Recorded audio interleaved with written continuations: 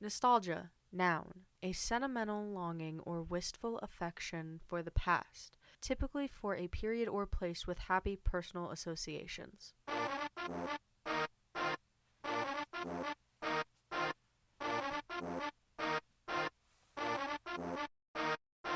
Deltarune Chapters 3 and 4 recently came out, and boy, do I love Deltarune. It's one of the only games that I had the pleasure of playing as it releases. Most things I play or watch, I am late to. Some examples. I got into Minecraft when 1.6 was released. Tetris. I only started playing when Puyo Puyo Tetris came out.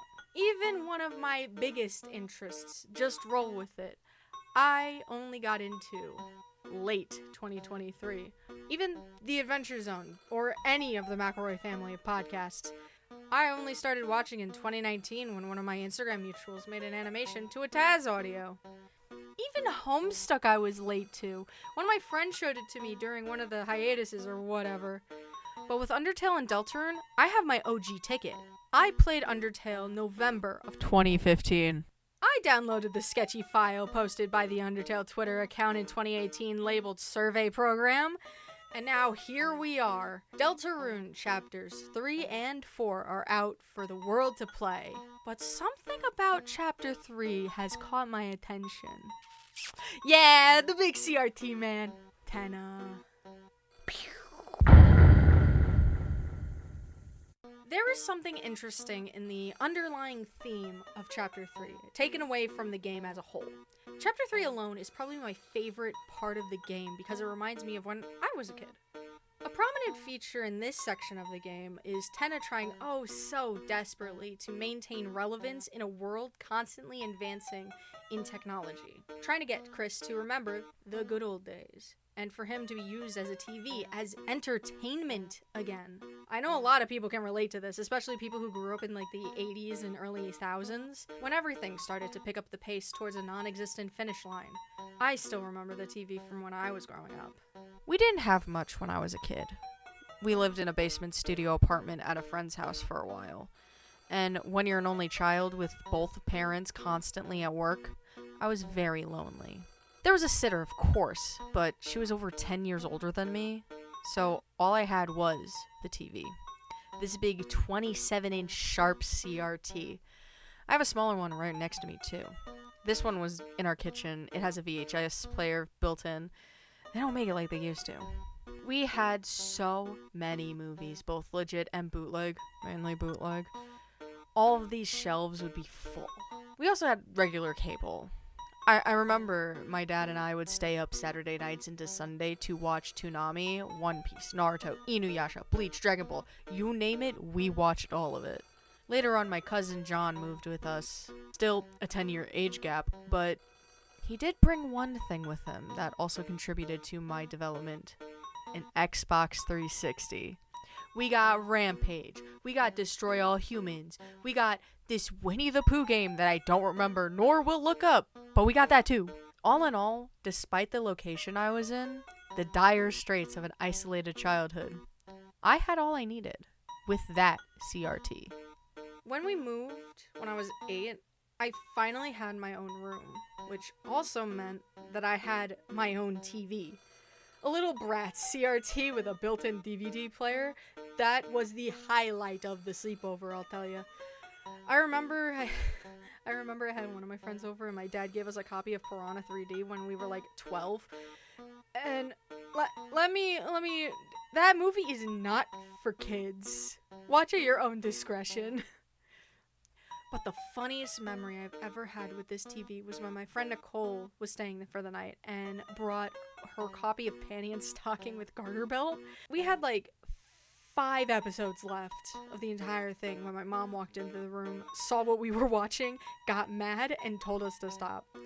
Then we had to do like a PowerPoint presentation of why we should be able to watch this show. If you can't guess, it didn't work. Now there's a new Panty and Stocking coming out pretty soon, but I can't watch it with her anymore. It has been 3 years already, hasn't it?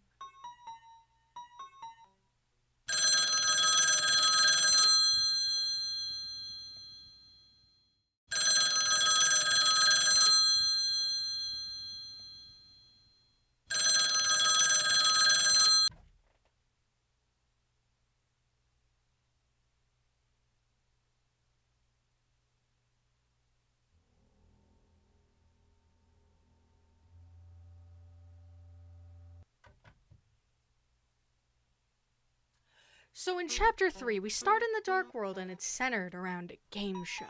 A very basic one that could be catched at any hour on GSN. Each round of the game being like, or what I've seen being compared to, Link's Awakening. Then, a physical challenge. First round was similar enough to the arcade cabinet Tapper. The second round was Guitar Hero. That bit, 10 out of 10. Love the song attached to it, Raise Your Bat. So fucking good. Toby Fox, you have truly done it again. After a certain point, you break and run away from the game show, and by proxy, Tenna. This section, going through TV World, skirting around Tenna, is the most fascinating to me because we could see firsthand behind the performance facade. He's running around, super stressed, trying to stay afloat on an already sinking Titanic. But he won't just let the band play. This isn't a movie with an ending. This is a game show. And game shows never end. But during the futile attempt, he loses everything that mattered. He tries so hard to cling on to what he once had. He just wants everything to be like it was, to stay the same when it was good, hoping it would be good again. Well, you know what they say about nostalgia goggles. Alright, now on to the part that everyone actually cares about, me ranting. I want to talk about this chapter and all the things that I found interesting. Don't look at my Twitter timeline. Another thing that happens in this chapter is the sheer amount of references to Tenna's old partner, informally the mailman. What's a character that we've already met that has ties to the mail? That's right! The sentient spam mail that haunts my nightmares! Spamton! Spamton and Tenna being business partners makes so much sense because you can't skip TV ads. Well, that is unless you change the channel, but regardless, commercial ads are unavoidable on television. Anywho, this chapter is filled to the brim with mentions of Spamton. Toby Fox is being deliberate. This breakup was messy. And even worse, I have a theory on why. There's a part of the game where you could find Tenna's secret room with a bunch of loot boxes and chests. If you go far enough into this room, you find a single cabinet. And if you open the cabinet, this appears! After this, Tenna appears and the fun gang hides. Now, two things could happen. If you don't have the deal maker, the item given to you after defeating Spamton Neo, and is basically Spamton condensed into an armor piece, then Tenna will brush it off and leave it so you can pick it up and have it in your inventory. Apparently, after 10 minutes, it starts to fucking make noise, which is weird and wild, and I love it. The item can't be used in battle, but out of battle, it'll give you 100 HP. Why do I know this specifically? Because that happened to me.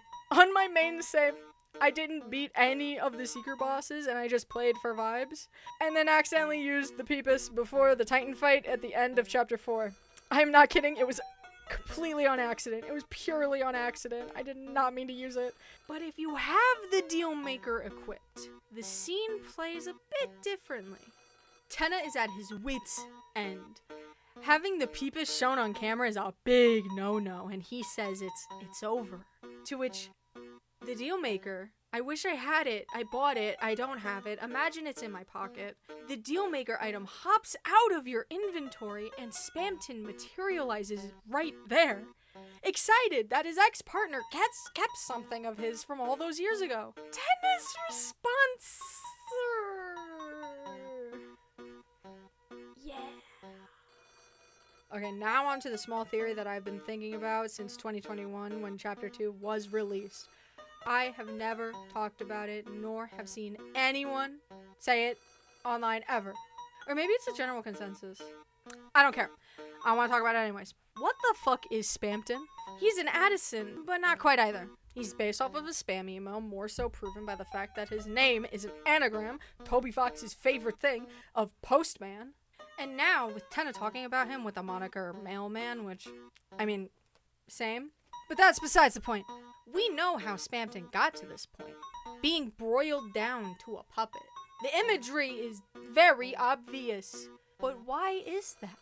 What I'm trying to say is that I think Spamton effectively died and is now a ghost possessing an Addison mannequin. He's not a ghost in the traditional Undertale sense, as we see with Napstablook, Mettaton, or Mad Mew Mew, but in the digital sense.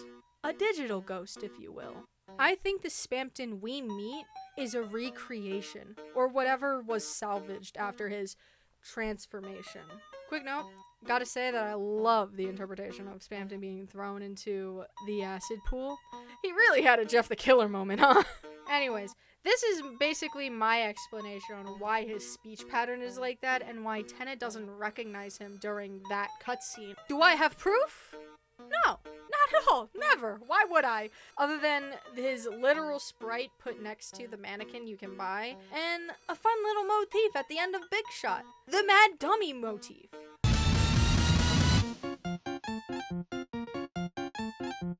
I also like to imagine it's kind of like Treasure Planet with Ben and his memory chip, but it's like a floppy disk. I don't have a floppy disk anymore, or like a CD-ROM. In layman's terms, Spamton is like Ben from Treasure Planet. Breaking news! I just remembered that this is actually part of the game. Like when you go back to Spamton towards the end of the game to do the Neo fight, you load him onto a disc and literally upload him in the other body. That's exactly what it is. I'm stupid. One final thing. There's a lot of talk about how Tenna ends up at the beginning of Chapter 4. Listen to me. Some of my fondest school memories was when they rolled in the TV and we watched the Magic School Bus. He ain't gonna rot in the closet. Also, how that schoolwork? How that schoolwork, Toriel? What kids are you teaching? Where are they? Tricky Tony. Bring out the TV and play me some Brain Pop. Chapter 1. The opening. The setup. The beginning. Chapter 2. Bouncy. Get weird with it. Maybe, if you're into that. Awesome. Cool. Chapter 3. Fun. My personal favorite. So many implications. Gay. Chapter 4. Peak. Probably the best chapter to date. Mike. Alright, that's all I got for this video. Just my general thoughts on Deltarune since it came out earlier this month, last month. Yeah, last month. It came out last month. I loved Deltarune since it came out. I loved Undertale since it came out 10 years ago. I have my purple heart from my time in the Undertale Amino. I am so deep in the rabbit hole for this game. I've watched every video Mr. Brick & Co. have put out of it so far. Great shit. Highly recommend them. I wish I could lock my friends in a room and info dump on them for 4 hours straight. That sounds awesome. Imagine one of those videos, but by me, about just roll with it. Also, thank you for 300 subscribers. Crazy for me, specifically. Hi. The next two things are the Suck Rant 2 and the big one. I promise the one I've dubbed the big one will come out before I go on vacation in September. Also, I might disappear in September for 2 weeks, but that's neither here nor there. Later, skaters.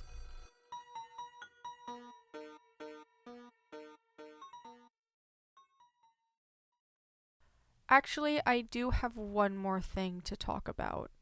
It's a bit personal, so feel free to skip this part. The main video is over. I just have to get this off my chest for my own sake. After playing this chapter, I came to realize something about my personal life in a very unforgiving way. Most people's intrusive thoughts are ones of severe violence or similar. Mine are literal thoughts that I just don't want. Some of them can be violent, sure, but mostly it's just realizations that make me genuinely upset. And this one is no different. I might have talked about it a little bit, but not to the fullest extent that I think it should be. Even though I personally think bringing this up in this manner will make me deemed as a bad person. I just don't care anymore. Back in January of 2022, my best friend Nicole died very suddenly due to a blood clot in her lung. If you go far back enough, you could see me and her make videos on each other's channels because that was our shared goal, to become big shot gaming YouTubers. I was always the numbers, fast-paced person in the operation. I even offered to edit videos we recorded together for her just so they could be posted on some sort of schedule. She was the more traditional, stubborn, let my personality shine through kind of person. Here comes the dumb thought. I am like Spamton. She is like Tenna. Ignore everything in the video. I am very much like Spamton, not even in a hee-hee kidding sort of way. I mean, I solely speak in vague references that only I would understand. I do have sort of a speech impediment where I get stuck on certain syllables to the point where I just repeat them until I get the word right. I even work at the fucking post office. I am a literal mailman. Nicole is like Tenna in a very loose way. Like an ideas person and just a very bright person in general. She's also the main reason why I got into content creation in the first place. She's the reason I have most of my interests, actually. Anime. She told me about Hitalia and boom, off to the races. She even got me into D&D. I remember us sitting on my bed with my laptop on D&D Beyond making a character just for shits and giggles. Banked the half-elf rogue. She showed me some of my favorite games like Eve, The Witch's House, and so on. Funny enough, I gifted her Undertale way back when, and when she did make a YouTube video on it, a single one, I was yelling at her in the comments because she started fighting instead. I often look back at these videos we made, despite the age of them and the ages we were in them. I'm very fond of them. Now I know that there's a load of videos sitting on an old solid state with our voices over the game Long Live the Queen, the dark souls of social sims, as she put it. Hey, one thing they don't tell you when someone very important to you dies, they don't make new sounds. They don't make new sentences, new expressions, new anything. You only have to rely on your memory for that, and it sucks. So fuck what they say about nostalgia goggles, because at least with mine, she's there. But for the time being, I hope she's proud of what I've been making, what I've been creating. Not even the numbers, but like the experiences. I hope she is proud.